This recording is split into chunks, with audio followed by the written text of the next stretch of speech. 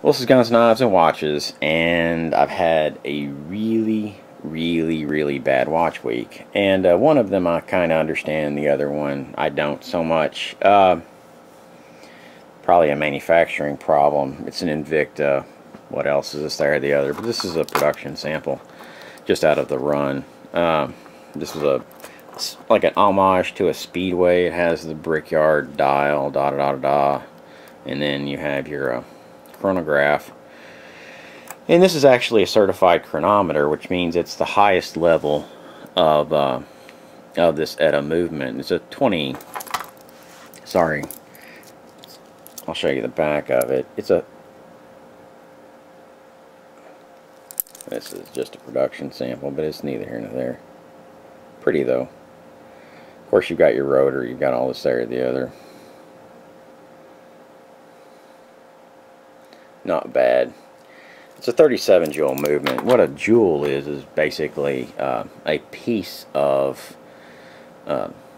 synthetic sapphire that, you know, works as a bearing surface for the metal, and then there's a lubricant, you know, that you use. And mechanical watches like these, because they have moving parts and because this there or the other, and this one has 37 little joules in it, have to be lubricated and cleaned, this there or the other. What's really bad about this watch is the second hand for the chronograph actually fell off, and it's floating around in there, and it's not good.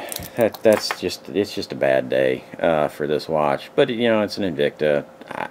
I wish they would have made it. They didn't. This was contracted out, like the majority of the pieces they do. But that's just the way it is. This is, you know, it's not a good day for that watch, because a lot of times these higher joule chronograph movements, basically what used to be done is you would basically lubricate the base engine of this watch, and of course you can see all the decoration, this there or the other, and the ionic plating of the rotor. And in this watch, the ionic plating on the rotor is really good. So a lot of times when they used to ionic plate these things, you know, in early part of developing the technology, the company that did it basically would sometimes have it would basically just slough off, and it would get in the movement, have a lot of problems, this there or the other, cause issues. But normally what you do is just lubricate the base movement, take the chronograph, throw it in the trash, put another one on, and and it takes a lot of skill and a lot of effort to really mess with that chronograph and get it functioning. And it's sad. There's a second hand. Of course, we've got our hour and then our minutes, and then we have our second hand which is floating around in there. So it's a bad day for that watch. But like I said, it was a production sample, and this watch I'm about heartbroken over. This is also a certified chronometer, and the 24-hour, it's a 24-hour movement, and the 24-hour hand is not really working correctly. It's right here, and it's just not tracking with the movement regularly, and it's almost as though I tried to adjust it with it engaged, but that's just the way it is.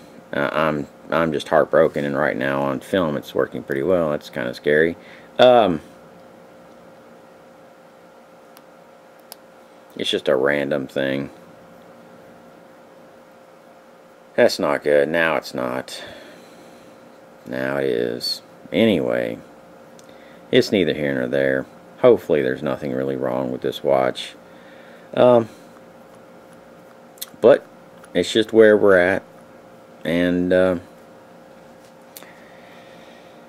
I just want to call it a day, man. It kind of sucks. But this is Guns, Knives, and Watches. And just some of the things that happen in mechanical watches. That's why it's, you know, a hobby. With the Apple Watch coming out, I'm kind of concerned. Also, at a, you know, of course, not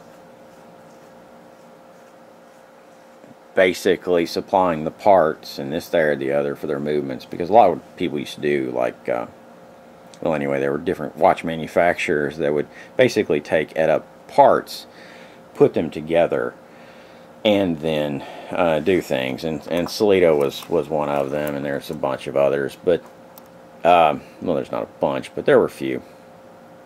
Now, of course, you can get movements made in China. You can get movements made by other watch manufacturers, this, there, or the other, and it has kind of gone on doing their thing.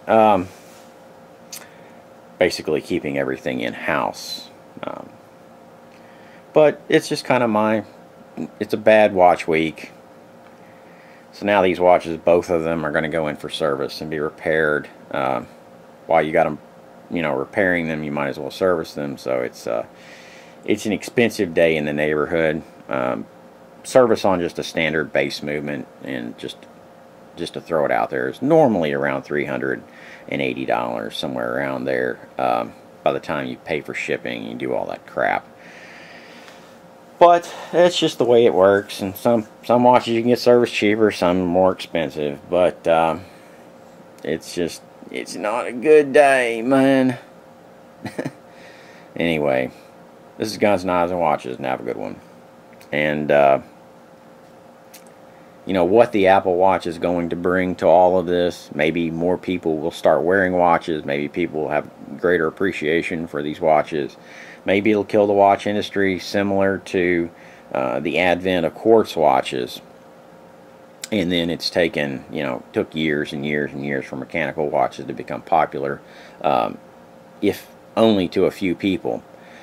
But the higher end market is probably still going to exist, but the lower end of the market, somewhere around $400, is probably going to be decimated by these basic wrist computers.